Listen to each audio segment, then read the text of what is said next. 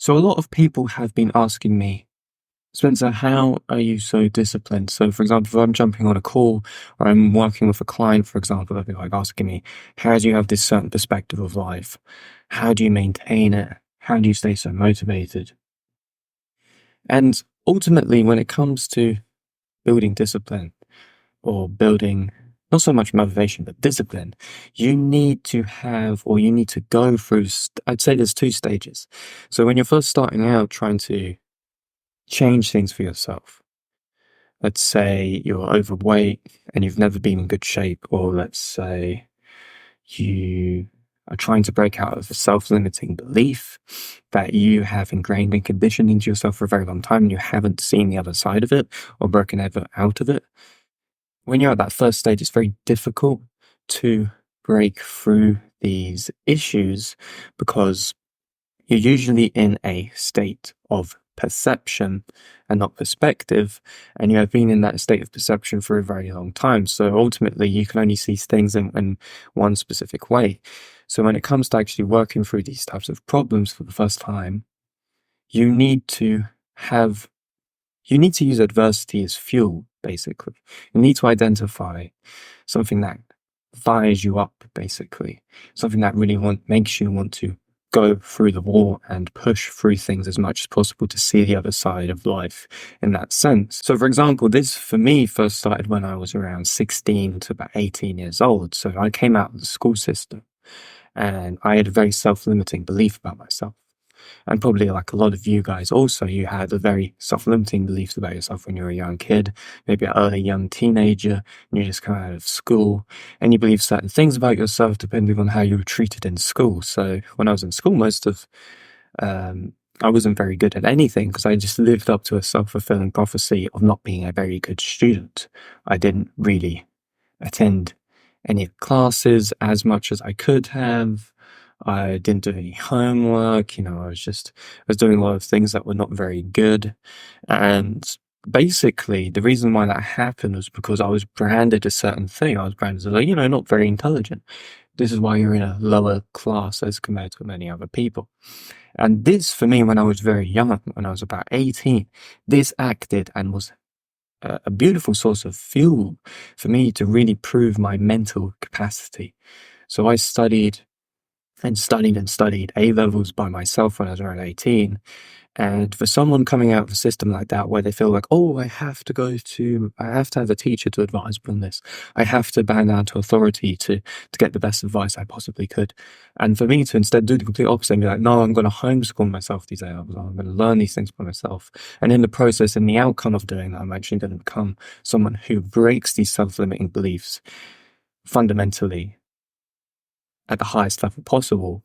That completely changes the way in which you perceive yourself intellectually, because ultimately I would have not made this channel. I would have not made all the videos I've made in the past 2-3 years, and like 400 videos on all sorts of complex, crazy ideas within philosophy and psychology, if it wasn't for me to break through that mental barrier I had of myself that I could only do through my own independence and my own will. If I didn't do that, I wouldn't be in the opportunity I am today, where I'm like coaching people, helping them with mindset strategies and being able to teach people the techniques with regards to all sorts of stuff and building my own online business and running this YouTube channel, doing loads of stuff on social media. I wouldn't be doing any of that if it wasn't for me building that discipline very early on. So when it comes to me recommending how do you actually first get somewhere with this kind of resistance for you to push further for yourself so that you could develop into a stronger version of yourself in different ways, you need to find something that brings fire to the belly. You need to find something that, in some sort of sense, makes you angry. You're angry that, you weren't treated in a certain kind of way, and you want to prove yourself against these things that were very much, or even in some sense you may perceive, against you when it came to your own development or you achieving the goals that you wanted to achieve. So that's something I massively used as a big outlet of motivation. But so the thing is, it was also motivation there. the motivation to prove myself as being stronger than that in which I was deemed to be. So I would use that not only as motivation, but also as a reason to be disciplined.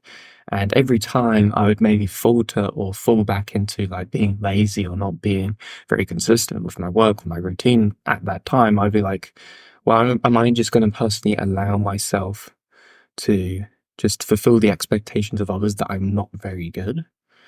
Now I'd fall back into this one, no, because I am better, because I'm here to prove myself and be able and be capable to do what I want to fundamentally do with my own life. So that's one way. Well, that's really is the only way to really break through a self-limiting belief or something that is keeping you down, is you need to find something that is of adversity to you and turn it into a victory. And once you have that nested and you have that birthed out of your own action, you have that in your armory. You have that in your past history. You can be like, this is what I did for myself. And no one can take that away in any sense. And the fact that no one can take it away and that you have that as a foundation for your own stability, for courage and for discipline, that is when you really set yourself up good for going ahead with even more things with more courage. Because at the beginning of something like that, you probably didn't have much courage, or you wouldn't have much courage to really break through those difficulties when first confronting a big obstacle. But as soon as you do that, you then have that obstacle that you have overcome, and you can use that as support for your optimistic mindset that you're going to then have afterwards. And that's why I offer the coaching, because a lot of people don't have that experience that they've had to overcome a big obstacle in their life, to prove to themselves that they're capable. And then, of course, you allow the coaching to facilitate the ability for that person to be accountable to that thing. Some people can be accountable, some people just cannot be because it's too difficult.